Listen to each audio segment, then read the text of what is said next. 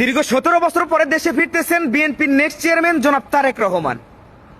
আজকে 10 দিন যাবৎ ঢাকা এভারটিকের হসপিটালে চিকিৎসাধীন অবস্থায় আছে বাংলার মাতা, যিনি পেয়েছেন ভিভিআইপি মর্যাদা। তিনবারের সাবেক প্রধানমন্ত্রী, দেশ নেত্রী, জননেত্রী বেগম খালেদা জিয়া। উনি ওই জায়গাতে কি অবস্থাতে আছেন সেটা আমাদের সবারই অজানা। তবে ওনার পার্সোনাল চিকিৎসক ডক্টর জাহিদ স্যার গতকালকে বাইরে এসে ওনার বর্ণনা দিতে গিয়ে কান্না করে দিয়েছে। ওই জায়গার কিছু সাংবাদিকের তথ্য অনুযায়ী উনি মারা গেছেন, আবার অনেকেই বলতেছে উনি জীবিত আছেন। তো সেই তথ্য অনুযায়ী একটা ভিডিও কালকে করেছিলাম, উনি হয়তো বেঁচে নাই। তথ্যটা ভুলও হতে পারে। কোটি কোটি মানুষ ওনার জন্য মন থেকে দোয়া করতেছে, আল্লাহ পাক যেন ওনাকে সুস্থতা দান করে।